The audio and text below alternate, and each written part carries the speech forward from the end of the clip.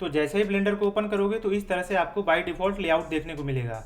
अब साइड में ऊपर नीचे इधर जो मेनूज है, बटन्स है, टूल बार बटन्स है, प्रॉपर्टीज पैनल्स है, इन सारे चीज़ का यूज करके बीच में जो 3D व्यू पोर्ट है उसके अंदर हम लोग काम करते हैं। तो यहाँ पे बाय डिफ़ॉल्ट देखने को आपको मिलेगा एक क्यूब, एक लाइट और एक कैमरा। अब यहाँ पे सबसे पहले आपको बताता हूँ कि किसी भी ऑब्जेक्ट को डिलीट कैसे करते हैं और ऐड कैसे करते हैं। तो डिलीट करने के लिए ऑब्जेक्ट को आपको चूज करना है, उसके बाद ये जो ऑब्जेक्ट मेनू है इसके ऊपर जाना है, फिर नीचे जाओगे तो एक डिलीट करके ऑप्शन है, उस पर टैप करोगे तो वो ऑब्जेक्ट डिलीट हो जाएगा। उसी तरह से ऑब्जेक्ट को अगर आपको ऐड करना है तो ऐड मेनू पे जाना है, उसके बाद अब चूंकि क्यूब जो है वो मेश के अंदर आता है तो मेश के अंदर जाना है, फिर क्यूब को चूज करोगे तो क्यूब जो है वो वापस से आके ऐड हो जाएगा 3D व्यू पोर्ट के अंदर। अगर आपको ऑब्जेक्ट को डिलीट करना है तो आप शॉर्टकट की का भी यूज कर सकते हो, जो कि एक्स है। एक्स की को प्रेस करोगे, उसके बाद ये जो कंफर्मेशन डायलॉग बॉक्स है उस पर टैप करोगे डिलीट के ऊपर, या फिर रिटर्न की को या फिर इंटर की को हिट करोगे, वो डिलीट हो जाएगा। वापस से ऐड करना है तो ऐड के लिए जो शॉर्टकट की यूज होता है वो है Shift+A।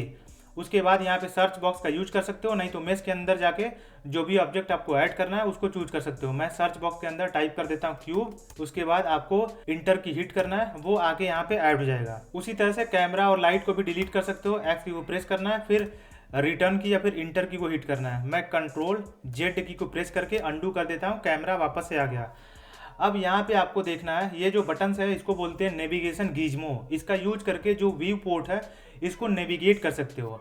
जैसे इस पर टैप करके होल्ड करना है, उसके बाद जो ट्रैक पैड है उसके ऊपर इधर उधर ड्रैग करोगे तो ये इस तरह से रोटेट होगा। बाय द वे 2 फिंगर से आप ट्रैक पैड के ऊपर drag up down left right करोगे तब भी आपका व्यू पोर्ट जो है वो नेविगेट होगा। तो ये रहा नेविगेशन गीजमो का बेसिक यूज। एडवांस यूज मैं आपको आगे वाले वीडियो में बताऊंगा। उसके बाद नीचे देखोगे तो एक जूम करके लेंस करके बटन है, उसका यूज करके ये जो व्यू पोर्ट है उसको जूम इन और जूम आउट कर सकते हो। जैसे इसके ऊपर टैप करके होल्ड करना है, फिर ड्रैग राइट करोगे तो जूम इन होगा, ड्रैग अप करोगे तब भी जूम इन होगा, ड्रैग डाउन और लेफ्ट करोगे तो जूम आउट होगा। अब जूम इन और जूम आउट के लिए भी आप शॉर्टकट की का यूज कर सकते हो, वो है कंट्रोल की को होल्ड करना है, उसके बाद 2 फिंगर से स्वाइप डाउन करोगे तो जूम होगा ट्रैक पैड के ऊपर, स्वाइप अप करोगे तो जूम आउट होगा। उसके बाद जो तीसरा बटन है ये है पैन बटन या फिर मूव बटन। इसका यूज करके आप जो ये जो व्यू पोर्ट है इसको मूव या पैन कर सकते हो इस तरह से। बाय द वे इसके लिए भी आप शॉर्टकट की यूज कर सकते हो। शिफ्ट की को होल्ड करना है, उसके बाद 2 फिंगर से इधर उधर करोगे ट्रैक पैड के ऊपर तो इस तरह से ये पैन होगा या फिर मूव होगा जो आपका व्यू पोर्ट है। अब ये जो 2 बटन है इसको एक्सप्लोर करने से पहले आपको मेन टूल बार को कैसे यूज करते हैं वो बता देता हूँ। सबसे पहले यहाँ पे कर्सर ले जाओगे साइड में, तो इसको ड्रैग राइट करोगे तो इस तरह से ये बड़ा हो जाएगा और इसका नाम भी आपको दिखने लगेगा। अब यहाँ पे देखोगे तो जो जो बटन के ऊपर जो भी टूल बार बटन है उसके नीचे देखोगे तो एक ट्रेंगल इधर बॉटम राइट साइड एक ट्रेंगल व्हाइट कलर का दिखाई देगा सबसे छोटा। तो इसका मतलब इसके अंदर फर्दर ऑप्शन आपको दिखाई देगा। तो मतलब इसके ऊपर टैप करके होल्ड करोगे तो पहला जो बटन है टूल बार बटन है वो है सिलेक्शन मेथड। इसके ऊपर टैप करके होल्ड करोगे तो आपको 4 सिलेक्शन मेथड दिखाई देगा। बाय डिफॉल्ट सेलेक्ट बॉक्स यहाँ पे पहले से रहता है। किसी भी बॉक्स को ऑब्जेक्ट को आप चूज करके उसको डिलीट कर सकते हो, रोटेट कर सकते हो, मूव कर सकते हो, स्केल कर सकते हो, जो भी आपको करना है वो कर सकते हो। और जो पहला ऑप्शन है वो है ट्वीक। अब ट्वीक के ऊपर अगर आप स्विच कर दोगे उसके बाद किसी ऑब्जेक्ट को टैप करके होल्ड करोगे उसके बाद मूव कर सकते हो। उसके बाद तीसरा ऑप्शन है सेलेक्ट सर्किल। सर्किल के ऊपर जाओगे उसके बाद इसका रेडियस बढ़ा घटा सकते हो। सर्किल का बेसिकली क्या यूज है इसको मैं थोड़ा सा जूम आउट कर देता हूँ। अब क्या है कि ये जो सर्किल है यहाँ पे व्हाइट कलर का सर्किल आप देख सकते हो, इसके अंदर जो भी ऑब्जेक्ट आएगा जैसे व्यू पोर्ट के ऊपर टैप करके होल्ड करना है उसके बाद ड्रैग करना है ऑब्जेक्ट के ऊपर से। अब किसी भी ऑब्जेक्ट के ऊपर ये सर्किल जाएगा, इस तरह से मैं करता हूँ, ये देखो इसके ऊपर गया, इसके ऊपर गया, इसके ऊपर गया, तो जिस भी ऑब्जेक्ट के ऊपर जाएगा वो सेलेक्ट हो जाएगा। तो सेलेक्ट सर्किल का यूज करके मल्टीपल ऑब्जेक्ट आप फ्रीली सेलेक्ट कर सकते हो। उसके बाद चौथा ऑप्शन है सेलेक्ट लासो।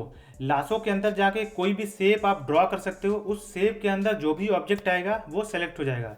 जैसे टैप करके होल्ड करना है उसके बाद इस तरह से शेप आपको ड्रॉ करना है। अब ये तीनों ऑब्जेक्ट शेप के अंदर आ रहा है तो तीनों ऑब्जेक्ट सेलेक्ट हो जाएगा, ये देखो इस तरह से। नहीं तो इस तरह से मैं वापस से ड्रॉ करता हूँ, मैं पहले डी सेलेक्ट कर देता हूँ।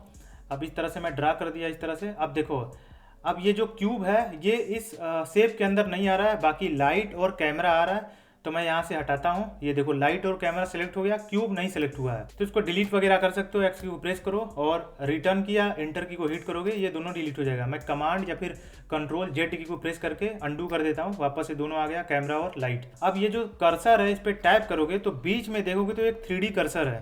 अब जहाँ भी इसको चूज करके जहाँ भी आप लेफ्ट क्लिक करोगे वो कर्सर का पोजीशन चेंज हो जाएगा। कर्सर का पोजीशन बहुत मैटर करता है, आगे की वीडियो में आपको पता चलेगा। पहले यहीं पे आपको एक बेसिक बता देता हूँ कि कर्सर का पोजीशन क्यों मैटर करता है। अब कर्सर का पोजीशन जैसे मान लो यहाँ पे आ गया है, उसके बाद किसी ऑब्जेक्ट को ऐड करोगे, जैसे मान लो मैं वापस से एक यूवी स्फीयर ऐड करता हूँ। तो जैसे इसके ऊपर टैप करूँगा तो ये जो यूवी स्फीयर है ये जहाँ पे 3D कर्सर था वहाँ पे जाके प्लेस हुआ है या फिर ऐड हुआ है।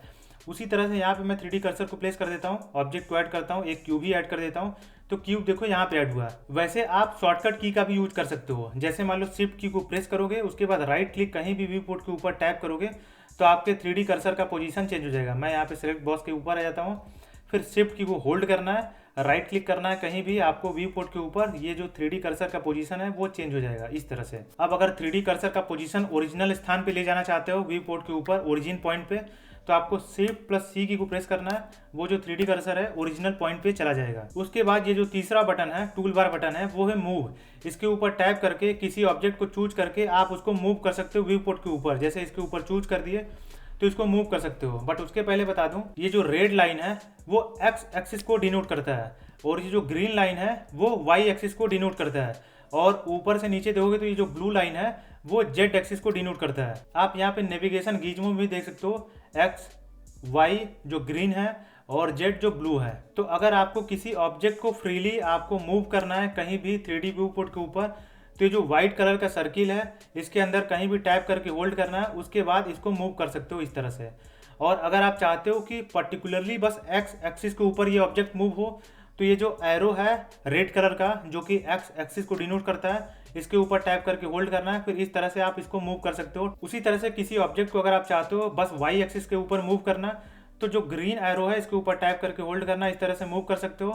और अगर आप किसी ऑब्जेक्ट को बस जेड एक्सिस के ऊपर मूव करना चाहते हो तो जो ब्लू एरो है उसका यूज कर सकते हो। अब ये देखोगे तो एक रेक्टेंगल है, रेड रेक्टेंगल, ये देखो ब्लू रेक्टेंगल और ये ग्रीन रेक्टेंगल। अब इसका यूज करना बताता हूँ। सबसे पहले मैं न्यू फाइल क्रिएट कर देता हूँ, कंट्रोल प्लस एन पे प्रेस करोगे, उसके बाद जनरल, इसको मैं सेव नहीं करता हूँ, डोंट सेव, ये न्यू फाइल क्रिएट हो गया।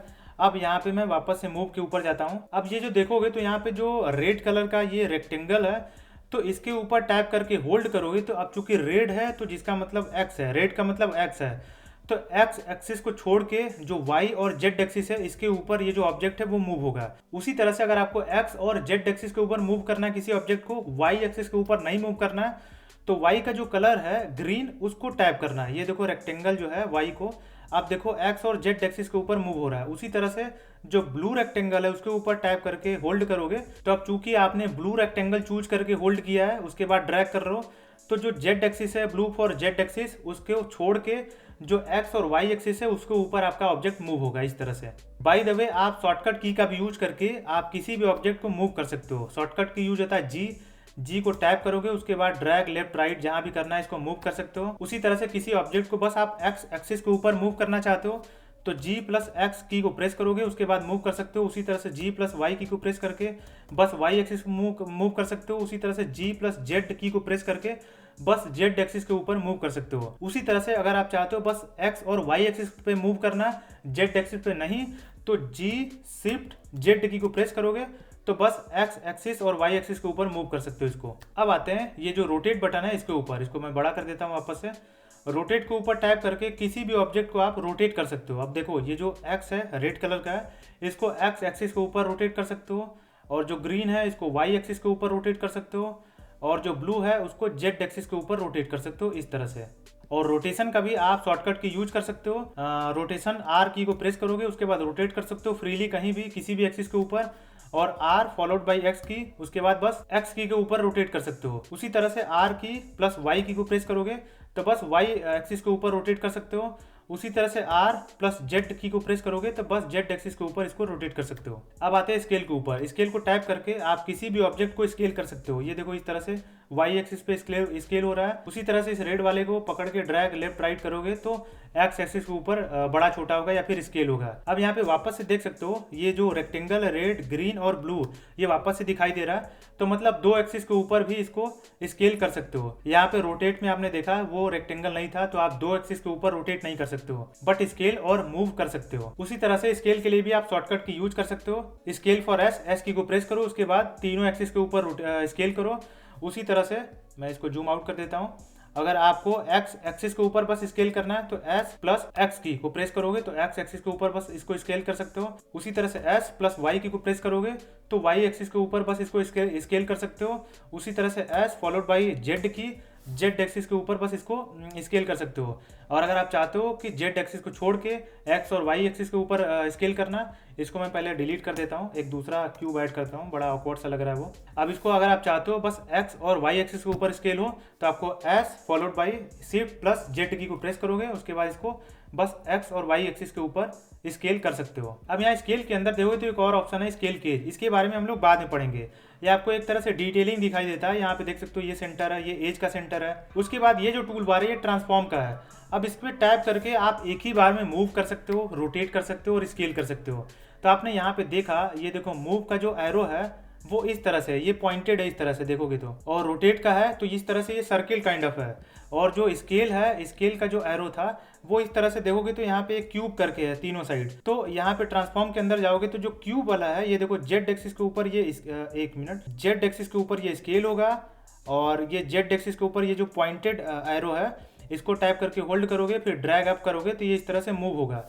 और यहाँ पे ये जो सर्किल काइंड ऑफ है, हाफ सर्किल, इसको टैप करके इसको रोटेट कर सकते हो। तो अगर आपको एक ही बार में तीनों अचीव करना है तो ट्रांसफॉर्म बटन का यूज कर सकते हो, टूल बार बटन का। मैं वापस से न्यू पे आ जाता हूँ, न्यू। अब यहाँ पे इसको बड़ा कर देता हूँ वापस से। अब यहाँ पे नीचे का जो टूल बार है ये इस ऑब्जेक्ट के साथ इंटरेक्ट नहीं कर सकते हो, बट इस ऑब्जेक्ट का जैसे मान लो कुछ लिखना है, आपको नोट बनाना है, कुछ डिटेलिंग देना है तो एनोटेट का यूज करके कुछ लिख सकते हो, डिटेलिंग दे सकते हो, जो भी आपको करना है वो कर सकते हो। उसके बाद नीचे जाओगे तो एनोटेट लाइन पे जाओगे तो इस तरह से ये जैसे मान लो जो टैप करके होल्ड करोगे कहीं भी ले जाओगे सीधा लाइन ड्रा होगा। उसी तरह से ये जो एनोटेट पॉलीगन है, कहीं टैप करो, फिर यहाँ पे टैप करो, यहाँ पे टैप करो, यहाँ पे टैप करो, ये ऑटोमेटिक ये लाइन क्रिएट हो जाएगा। उसके बाद इरेजर है, इरेजर के अंदर जाके एक मिनट, इरेजर के अंदर जाके इसको इरेज कर सकते हो।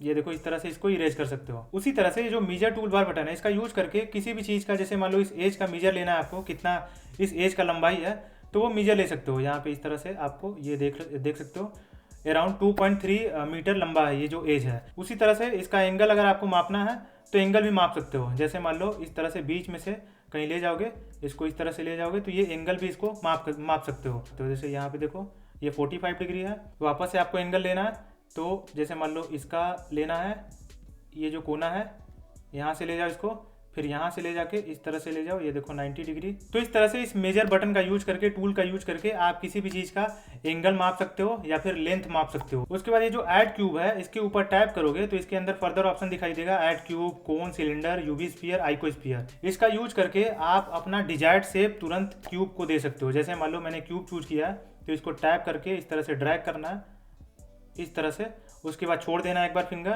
उसके बाद वापस से ऊपर नीचे ले जाओगे तो इस तरह से डिजायर्ड शेप का आपका क्यूब यहाँ पे ड्रॉ हो जाएगा। उसी तरह से मान लो आपको कोन ड्रॉ करना है तो कोन को चूज करना है, उसके बाद टैप करके होल्ड करना है, इस तरह से ले जाना है, फिर छोड़ देना है, ट्रैक पैड से ऊपर फिंगर हटा देना है, वापस इसको ऊपर नीचे ले जाना है, इस तरह से कोन ड्रॉ होगा। अब आगे बढ़ने से पहले ये जो सिलेक्शन मोड्स है इसको कैसे यूज करते हैं वो बता देता हूँ। कौन सा सिलेक्शन मेथड आपने यूज किया है उसके बेस पे ये मोड चेंज होता रहता है। सबसे पहले मैं सब चीज़ को डिलीट कर देता हूँ, ठीक है, एक क्यूब ऐड करता हूँ, ठीक है, इसको शिफ्ट प्लस डी की को प्रेस करके एक डुप्लीकेट क्रिएट करता हूँ, फिर जी वाई एक्सिस पे मूव कर देता हूँ, फिर shift D G X axis, shift D G Y axis, shift D G X axis इधर कर देता हूँ, शिफ्ट डी जी वाई इधर कर देता हूँ। तो यहाँ पे कई सारा क्यूब मैंने क्रिएट कर दिया है। अब यहाँ पे जो पहला मोड है वो बाय डिफॉल्ट पहले से सेलेक्टेड रहता है। तो जैसे मान लो इस क्यूब को मैंने सेलेक्ट किया, उसके बाद जब इस क्यूब को सेलेक्ट करोगे तो ये वाला जो सेलेक्ट था वो डी सेलेक्ट हो जाएगा। उसी तरह से अगर सेकेंड मोड पे स्विच करोगे तो इसको मैंने सेलेक्ट किया तो जो पिछला वाला सेलेक्टेड था वो डी सेलेक्ट नहीं होगा। उसी तरह से इसको सेलेक्ट करोगे तो जो पहले वाला सेलेक्टेड था वो सेलेक्टेड ही रहेगा। अब आते हैं तीसरे वाले पे, इसको चूज करके किसी भी चीज़ को सेलेक्ट करोगे तो वो डी सेलेक्ट हो जाएगा, बाकी सारा चीज़ सेलेक्टेड रहेगा पहले से। ये देखो इसको डी सेलेक्ट करना है, इसको इस तरह से सेलेक्ट करो, वो डी सेलेक्ट हो जाएगा, बाकी जो सेलेक्टेड है वो सेलेक्टेड का सेलेक्टेड रहेगा। अब ये चौथा जो मोड है इसके ऊपर टैप करके सेलेक्ट करोगे तो जो सेलेक्टेड है वो डी सेलेक्ट हो जाएगा, जो डी सेलेक्टेड है वो सेलेक्ट हो जाएगा। ये देखो इस तरह से अब ये दोनों सेलेक्टेड था, वो डीसेलेक्ट हो गया, ये चारों डीसेलेक्टेड था मतलब सेलेक्टेड नहीं था, ये सेलेक्टेड हो गया। उसके बाद ये जो बटन है इसका यूज करके अगर आप सेलेक्ट करोगे तो जो सेलेक्टेड रहेगा वो सेलेक्टेड रहेगा और जो बाकी सारा सेलेक्टेड है पहले से वो डीसेलेक्ट हो जाएगा इस तरह से। अब ये जो टूल बार है अगर टी की को प्रेस करोगे तो ये हाइड हो जाएगा, वापस से टी की को प्रेस करोगे तो ये इस तरह से विजिबल हो जाएगा। अब अगर आप चाहो तो जो टूल बार है इसको हाइड कर सकते हो टी की को प्रेस करके।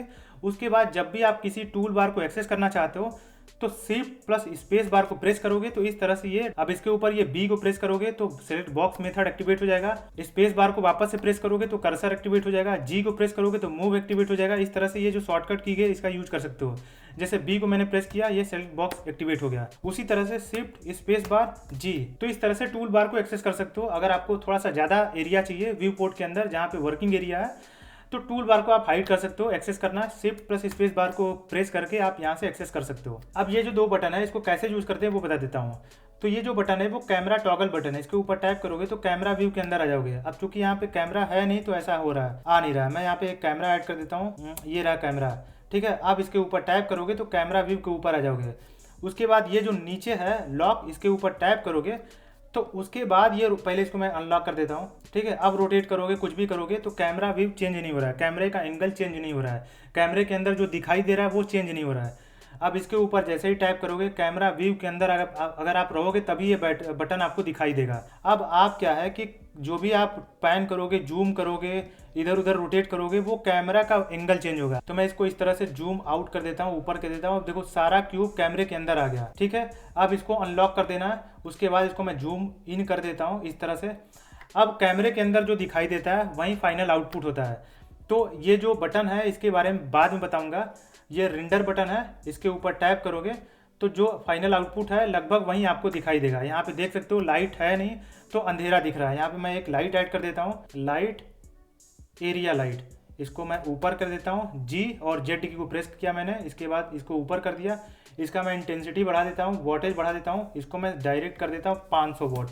ये सारे चीज़ के बारे में आपको एक एक करके बताऊंगा आगे आने वाले वीडियो में। तो ये लाइट के अंदर दिखाई दे रहा है, लाइट को और थोड़ा सा आप रोटेट कर सकते हो इस तरह से। इसको मैं थोड़ा सा मूव कर देता हूँ, ये ठीक लग रहा है। अब कैमरे के अंदर जो दिखाई देगा वहीं आपको फाइनल आउटपुट मिलेगा, उसका देखना है आपको प्रूफ। तो ये जो रेंडर मीनू बटन है इसके ऊपर टैप करना है, रेंडर इमेज के ऊपर टैप करना है। अब ये रेंडर होके आपको दिखाई देगा, थोड़ा सा आप वेट करना। तो ये आपका यहाँ पे रेंडर हो चुका है, ये देख सकते हो, ये रेंडर हो गया। अब इस इमेज को आप सेव कर सकते हो। इमेज के ऊपर जाना है और सेव एज जाना है। उसके बाद जो भी फोल्डर चूज करना है, चूज करके उसके अंदर इस इमेज को सेव कर सकते हो। अब वापस से ब्लेंडर को ओपन करते हैं। अब कैमरा व्यू को हटा देते हैं। वैसे अगर आप जीरो की को प्रेस करोगे तो कैमरा व्यू हट जाएगा, वापस से जीरो की को प्रेस करोगे तो कैमरा व्यू टॉगल हो जाएगा। तो इस तरह से जीरो की का भी यूज करके आप कैमरा व्यू के ऊपर टॉगल कर सकते हो। वैसे कैमरे को कैसे यूज करते हैं और ये जो लाइट वगैरह कैसे यूज करते हैं, रेंडर को कैसे यूज करते हैं, वो सारा चीज सेपरेट वीडियो के अंदर आपको डिटेल में बताऊंगा। अब यहाँ पे आप देख सकते हो ये यूजर पर्सपेक्टिव है। तो ये पर्सपेक्टिव व्यू है, इसका मतलब ये है कि इसको थोड़ा सा और मूव कर देता हूँ। इसका मतलब ये है कि जैसे ही इसको मूव करोगे तो दूर वाला जो चीज़ है वो छोटा दिखाई देगा, जैसे रियल लाइफ में आपको दिखाई देता है। दूर वाला चीज़ हमें छोटा दिखाई देता है। अभी इसको मैं इधर कर देता हूँ, ये देखो दूर वाला छोटा दिखाई दे रहा। बट अगर आप ऑर्थोग्राफिक व्यू के ऊपर जाओगे, इसको टैप करोगे तो पर्सपेक्टिव और ऑर्थोग्राफिक के ऊपर टॉगल हो जाएगा। अभी देखोगे तो ऑर्थोग्राफिक व्यू है। अब यहाँ पे देखोगे तो दोनों क्यूब जो है वो सेम साइज का दिख रहा है, चाहे दूर ले जाओ चाहे पास ले जाओ।